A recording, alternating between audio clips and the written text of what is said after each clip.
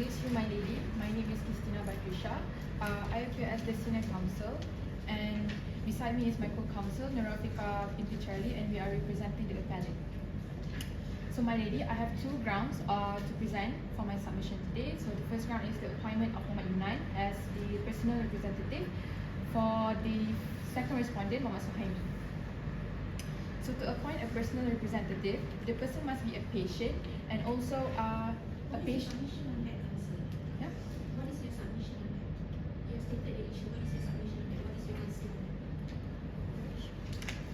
My issue, Your submission on that. my submission is about the appointment of the first respondent. What is your answer on that? So the appointment of the first respondent shall be null and void, as to appoint a personal representative, the person must be a patient who is a mentally disabled person and incapable of managing his own affairs. So, my lady, you may refer to my bundle authorities, tag A1, page 4, which in order 76 rules 1, it stated the definition of a patient as a person who is mentally disabled in pursuant with the Mental Health Act 2001. However, in order to prove that he is a mentally disabled person, evidence needs to be given to the High Court to be reassessed. My lady, may I refer you Evidence you submitted to my court to be assessed. evidence in Order 76 Rule 3, 7C. So, Evidence. the evidence, the form 189 to be given to the High Court to show that he is a mentally disabled person, or to show that the personal representative knows that he is a mentally disabled person. Where is it stated? In A3, page 4 and 5, in C1, 2 and 3, page 5.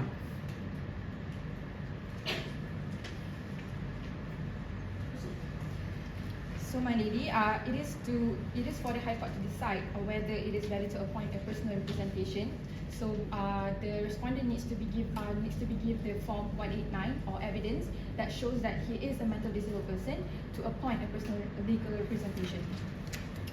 So, to appoint a personal legal representative, the person must be a patient within the ambit of Order 76 in pursuit with the Mental Health Act 2001. And in the present case here, Suhaimi appointed his brother as his personal representative. However,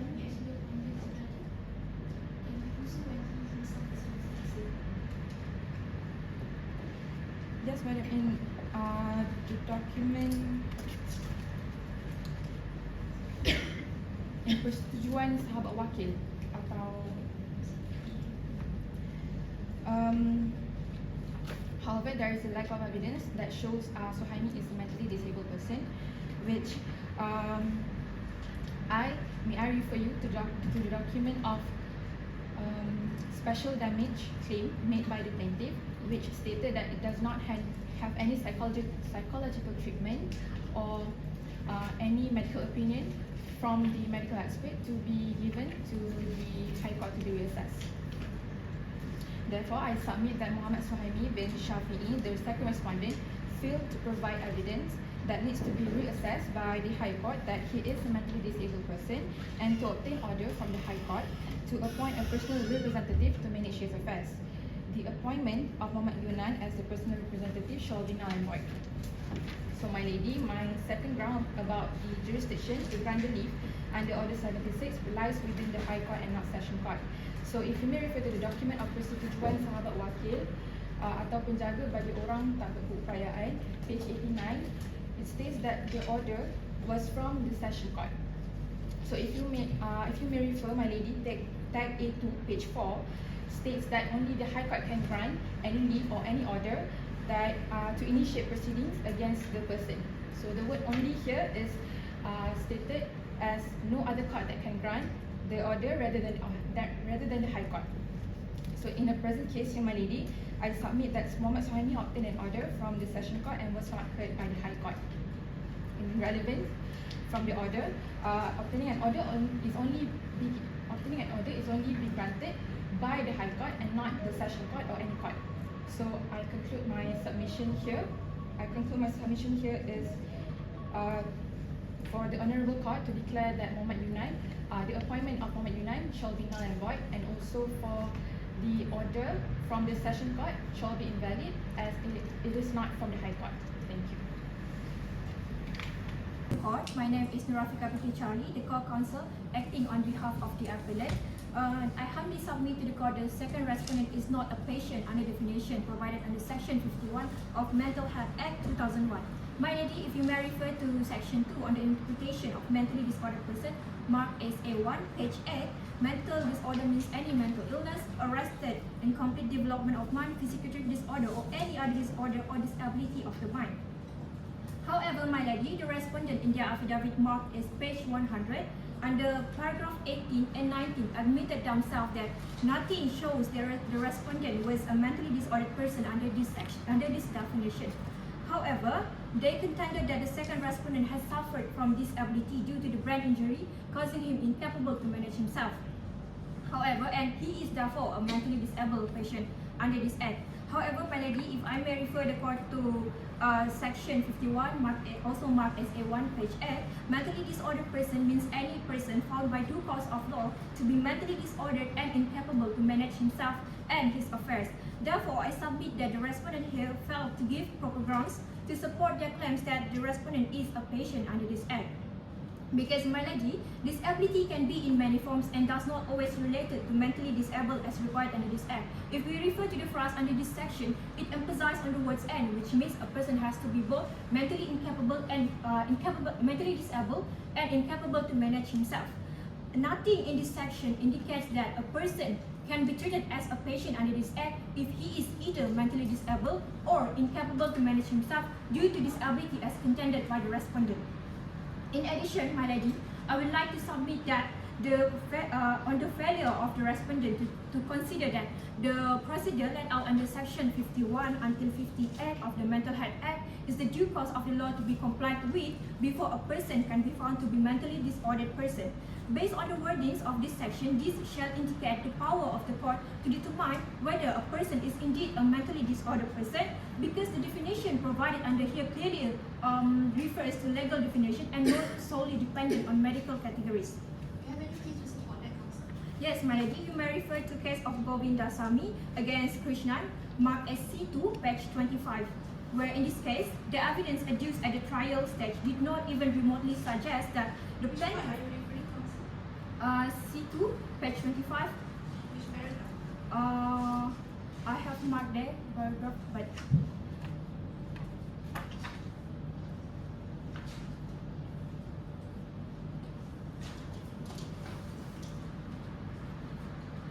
Okay, proceed. the evidence adduced at the trial did not even remotely suggest that the plaintiff is a mentally disordered person, even though he had suffered serious brain injury, causing his ability to recall events to be significantly impaired. The court held that because he had not been so found by the cause of law to be mentally disordered person, therefore he cannot be declared as a mentally disabled under this act. Therefore, my lady, I submit that it is the duty of the court to determine whether the respondent has met the criteria before he can be declared to be mentally disabled person under this act. Now, proceeding with my second ground, I submit to this esteemed court that the respondent has failed to comply with the procedural requirement to apply for an inquiry under Section 52 of the Mental Health Act. My lady, as I have contended earlier, the respondent in the previous trial had not produced or adduced any medical evidence to support their grounds. This certainly has raised doubt as to the credibility of their grounds because the court was not able to assess the current mental condition of the respondent before the order was given. Therefore, I believe the court is always better placed in acting with the advice of medical evidence or to assist with medical opinions before declaring one to be mentally disordered person. Therefore, in absence of this, it is only necessary for the court to make an inquiry and to direct some submission of medical evidence. What do you mean by inquiry, counsel?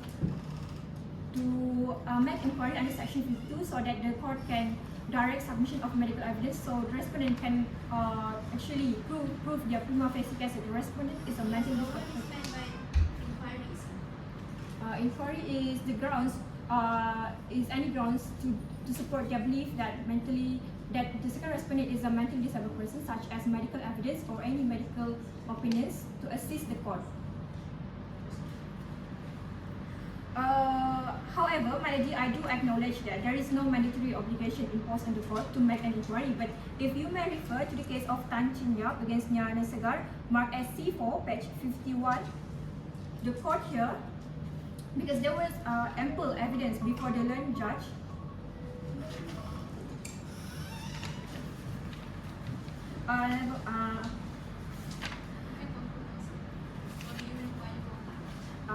Melody, can I proceed to conclude my submission?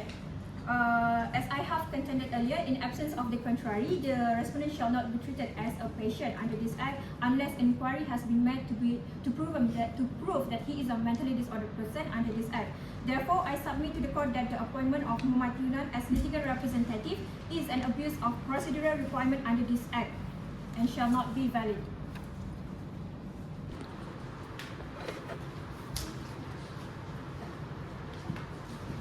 Your Honour, may it please the court, my name is Maria Binti Muhammad Zadi, appearing as the senior counsel on behalf of the respondent. I would like to divide my submission based on two grounds. Therefore, we submit that the appointment of the Encik Yunan as a litigation representative of my client is therefore illegal. Your Honour, if you refer to tagging A1 page 2 regarding order 76 rule 1, there's words mentioning words mentally disturbed. So this provision, the words mentally disturbed is too wide and was not defined in rule of court and MHA. Therefore, Your Honour, if you refer to tagging C1 page 12 regarding the case of Manoj Dewan Bilai, C1 page. page 12, the one that was I highlighted. Based on this case, it can be argued that mentally disturbed and mental disorder carry on the same meaning. Therefore, in this case, my client, even though there is no evidence stated that my client is a mental disorder person, therefore the fact that my client is an adult who has severe permanent brain injury, there's a high risk that it will affect his mental. Because as we know that the brain is the main organ controlling mentally. So we believe that my client is a person who is mentally disordered and also a patient under these provisions.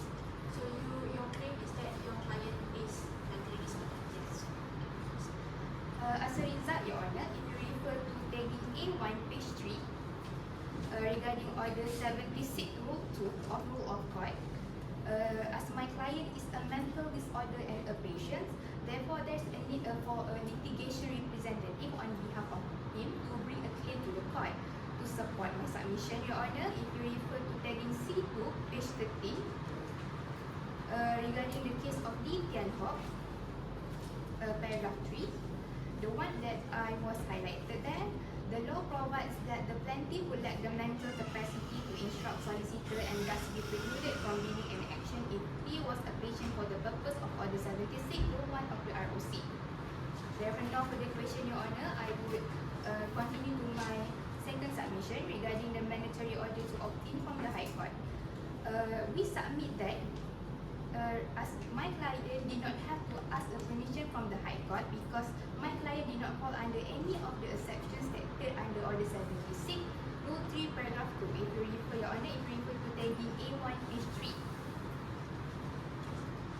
stated that this provision, Your Honour, if you refer to tagging A1 page 4 regarding Order 76, Rule 3, paragraph 7, stated if someone want to appoint a litigation representative on behalf of the minor or a patient, they need to show a certificate form 188 to show that they know of the leave that the person's status. However, Your Honour, if you refer to Order 76, Rule 3, paragraph 2, in tagging A1, page 3, there are exceptions stated that if a person under disability is not fall under Order 76, Rule 3, paragraph 4, 5 and Rule 6, therefore that is not necessary for them for an order for appointing a litigation representative. Your Honour, if you refer to the Order 76, Rule 3, paragraph 4 of Rule of Court, this is not applicable in my client cases because there is only one litigation representative in this case. And for Order 76, Rule 3, paragraph 5, there is also not applicable because my respondent only become a patient before the proceeding has begun. And for Rule 6, Your Honour can refer to tagging A1, page 6. Also also not applicable because the litigation representative on behalf of my client is coming to all the proceeding that's he required. Therefore, Your Honour, we humbly submitted that as a solicitor, we are all aware about the substantive on procedural law. Therefore, we carefully finding out the requirement stated under Order 76 Rule 3 Paragraph 7, which is Form 188 and 189, to meet the requirement for identify my client as a patient and a person under disability which need a litigation representative on behalf of him. Your Honour, if there are no further questions, I So will. what about your answer about the appellant's argument that there is no evidence as to your client being mentally disabled? Because the fact that my client suffered a permanent brain injury, there is high risk that his injury may affect his mental. But is there evidence of that? Do you have medical evidence to suggest that?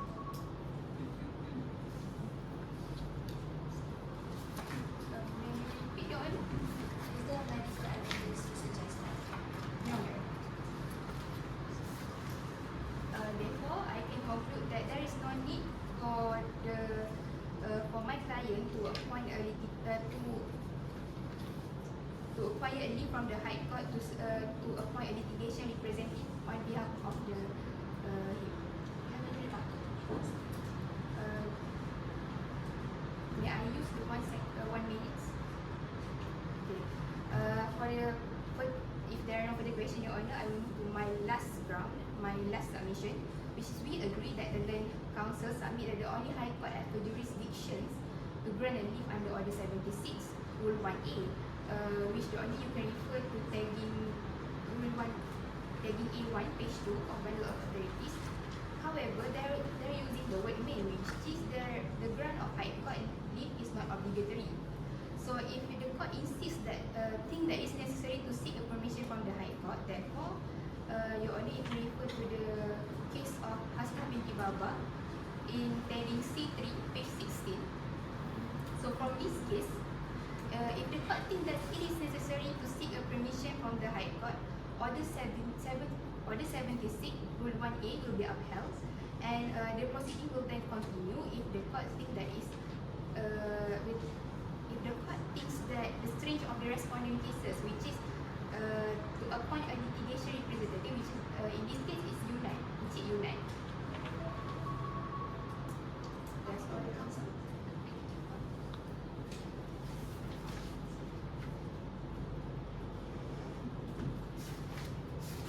Therefore, in the office, we submitted there is no requirement for a litigation representative to acquire leave from the High Court.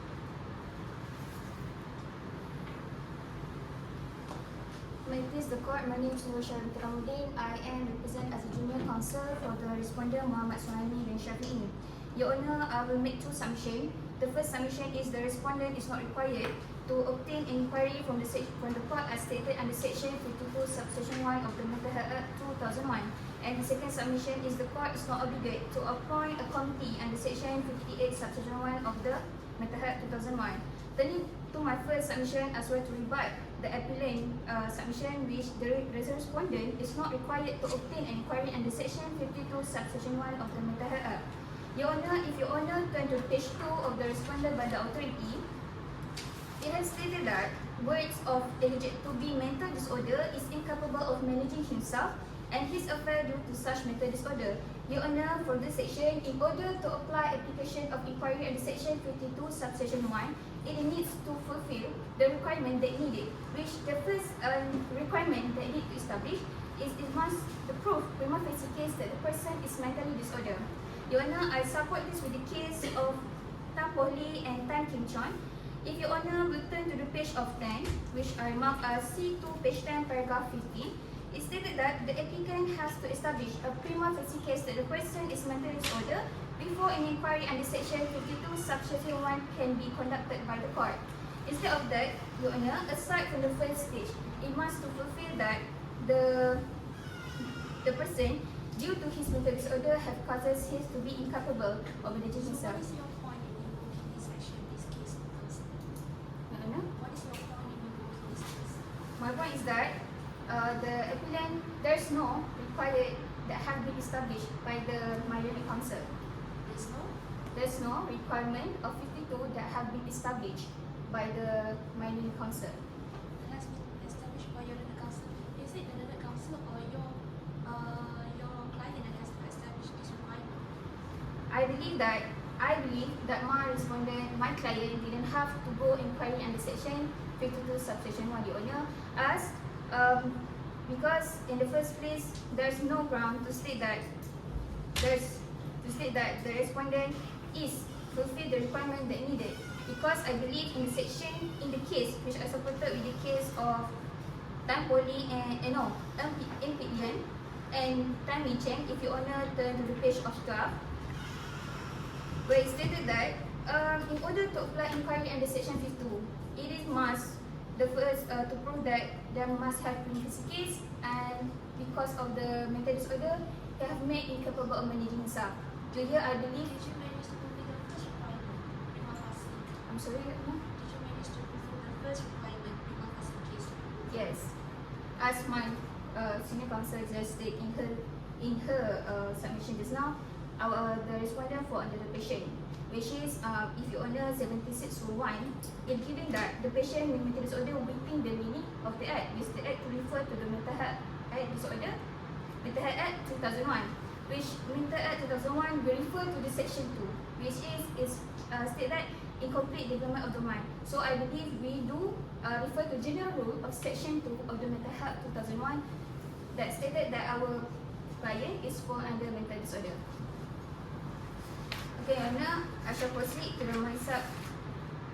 I shall proceed that furthermore to fulfill the element, therefore, if you your owner turn to the page of 2, page 1A1, page 2, instead of using the word must and need, the word terms that used in the section 52 subsection 1 is may, which indicate that it's not a compulsory for a person or for a court to order an inquiry to person to determine the person is mental disorder. Your Honour, I support totally with the case of Tiong Ching and Tiong Yi. However, my lord, if there's no further question, I can refer to subsection 2 of the issue my last issue, whether there's no court not need to appoint a committee, because in the first place my client didn't even to apply section 52 subsection 1 as well to fulfill the requirement of number 2 in the first place. So thus other than that, the may also, the word of may have used in the section 58 subsection 1. I support it with the case of Tiong Chi and Tiong Yi. If you honor turn to the page of 8, which is stated that may indicate as a disciplinary power of the court. So here I believe that the court is not obligated to appoint a committee from the respondent in order as stated in section 58 subsection 1 of the Mental Health. Therefore, Your Honour, I conclude my submission that the respondent is not required to seek inquiry as stipulated in section 52 subsection 1, and the court is not obligated to appoint committee as outlined in section 58 subsection 1 of the Mental Health 2001. For further reason, I respectfully request for the court to dismiss this appeal with the cause. Thank you.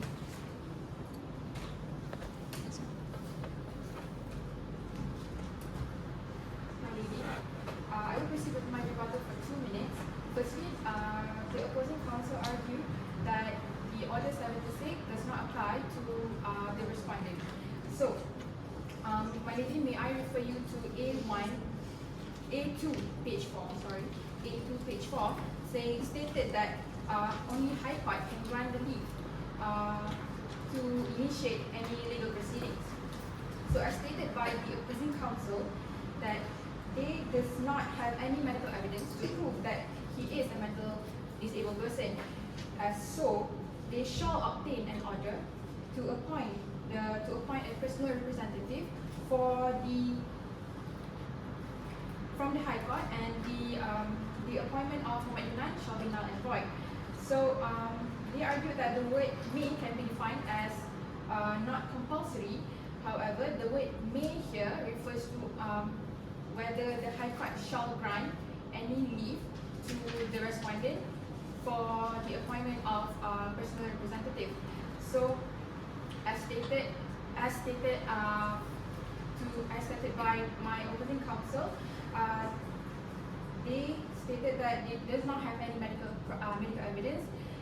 Hence, I would like to submit that the respondent does apply to the Order 76 and shall obtain an order from the High Court to appoint Muhammad Yunan as his personal representative. What about your argument that their case does not fall under any of paragraph 4, 5, 6? How do you answer to that, counsel? Just still a need for them to apply an order from the High Court, even if the circumstances does not fall under the requirement? As I stated before, my lady, they did not give any medical evidence.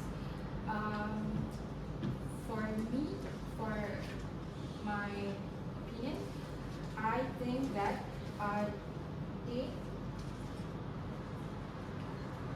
they shall apply to Order 76 Rule 1A to know that whether the respondent is a mentally disabled person or not, and then they shall obtain an order, and also the timer will be null and void. Thank you. My lady, I submitted as argued by the respondent counsel. I believe they was trying to say that there is no mandatory requirement due to the wordings of May under section 52. But my lady, I believe that the respondent here has misconstrued the words of May under this section as to prejudice the procedural requirements under this section to enable them to submit of the procedure. My lady, the words may here does not mean that they are not required to apply for inquiry, but it refers to the discretionary of the courts to either make an inquiry or not based on the established facts and based on the evidence adduced at the trial court. So My lady, is it necessary for this court to decide that it is necessary for inquiry? if they have produced evidence and if the court is satisfied that it is not that it is sufficient to prove that he is a mentally disordered person, only after that the court may decide not to make an inquiry as contended by the respondent. Do you have any advantages about it, counsel? Any cases? Yes. Previously, I quote the case of Tan Chin Yap against Nasagar. Which part is that? In C4, page 51, where the court held that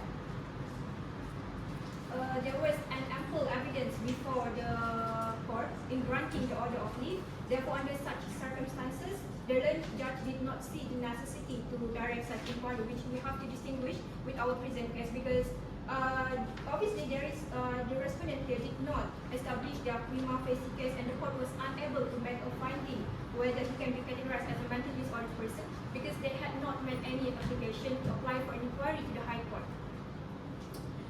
Furthermore, as what is contended by the respondent, I believe what they were trying to say is that the respondent, my lady, may I ask for extension of time? The respondent does not have to apply for inquiry because he does not fulfill the criteria under section 51, which is to be mentally disabled and incapable to manage himself. Which means they were trying to say that respondent is mentally disabled, but he is still capable to manage himself. But I believe, my lady, the purpose of this section itself and the purpose of appointing a litigant representative is to protect the interest of a plaintiff or a patient who is incapable to sue on his own. Therefore, if they themselves admitted that the respondent is capable to manage himself, I believe the litigant here no longer has a stand to act on behalf of the second respondent. In other words, he has no locus standi to be involved in this case. Therefore, my lady, I think it would be unfair for our client, for the appellant, having to face a suit filed by a person who is not actually involved in our case. Therefore, I submit to this honorable court that if Muhammad Suhaimi is proven to capable manage himself, the appointment of Muhammad Yunan is therefore in violation of the law and should not be valid.